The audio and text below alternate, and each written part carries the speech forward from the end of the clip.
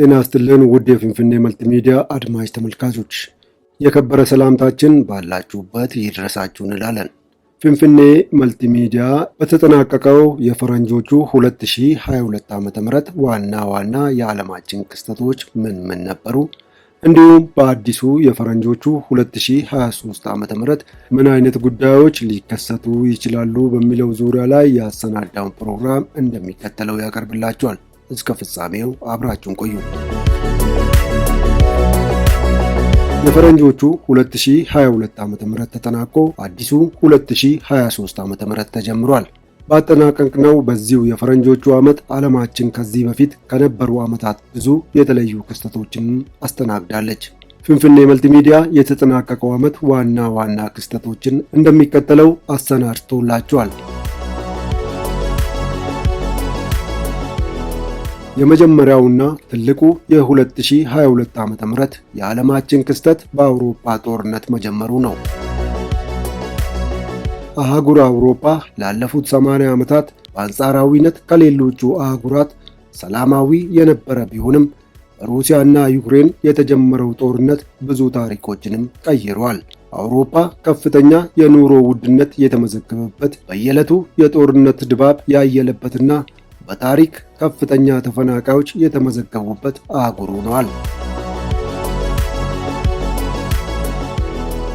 የአሜሪካና የቻይና ውዝግብ ሌላኛው በፈረንጆቹ 2022 ዓ.ም በዓለማችን ከነበሩ አበይት ክስተቶች መካከል ዋነኛው ነው።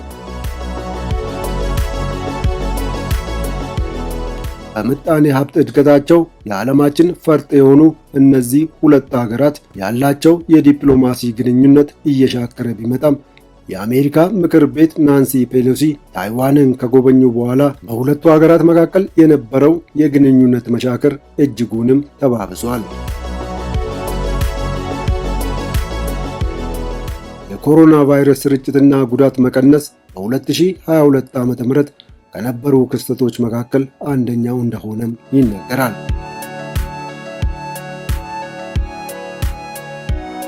በኢራን ከሴቶች ሂጃብ አለባበስ ጋር ተያይዞ የተነሳው ተቃውሞ ሌላኛው የተጠናቀቀው የ2022 ዓ.ም አበይ ክስተት ሆኖም አልፏል።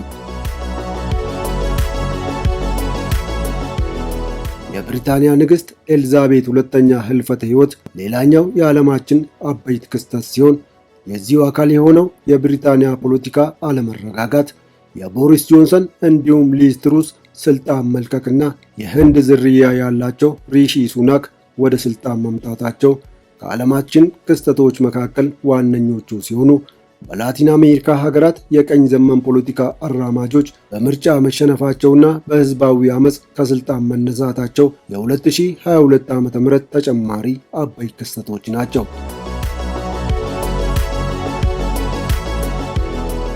የአየር ንብረት ለውጥ አደጋዎችና በጦርነት የተፈናቀሉ የዓለማችን ዜጎች ቁጥር መጨመርም በተጠናቀቀው ዓመት ከነበሩ አበይት ክስተቶች መካከል ተጠቃሽ ናቸው።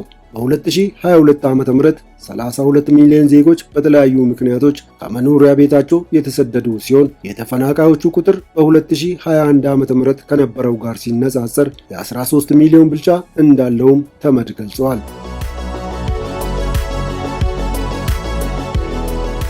የዓለም ሕዝብ ቁጥር 8 ቢሊዮን መድረሱ፣ የቻይናው ፕሬዝዳንት ሺ ጂንፒንግ ለሶስተኛ ጊዜ መመረጥ፣ የኳታር የዓለም ዋንጫ፣ የስሪላንካ ፖለቲካ አለመረጋጋት በ2022 ዓ.ም ከነበሩት ዋና ዋና ክስተቶች መካከል ይጠቀሳሉ።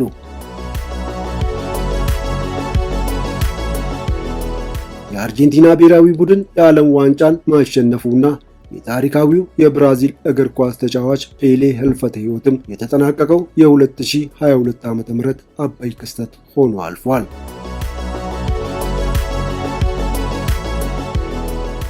ይህ በእንዲህ እንዳለ በአዲሱ የፈረንጆቹ 2023 ዓ.ም ውስጥ ምን ሊከሰቱ ይችላሉ የሚሉት ደግሞ የብዙሃን ፍላጎት ሆነዋል።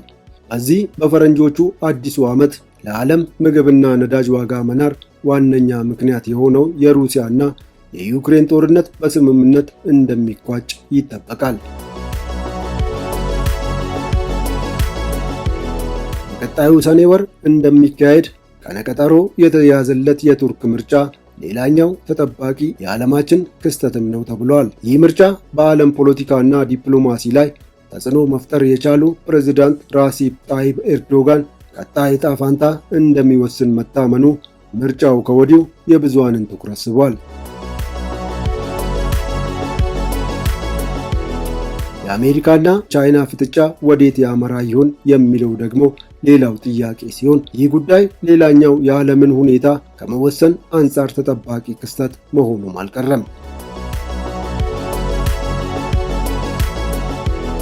የአየር ንብረት ለውጥ በዚሁ በአዲሱ 2023 ዓ.ም ተጠባቂ ሲሆን የሰብአዊ መብት ጥሰቶችና የዜጎች መፈናቀል ተጨማሪና ተጠባቂ የዓለማችን ክስተቶች እንደሆኑም ከወዲሁ ተተንብየዋል።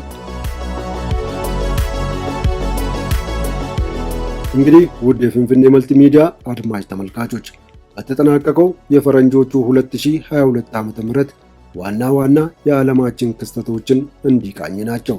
ስለተከታተላችሁን ከልብ እናመሰግናለን።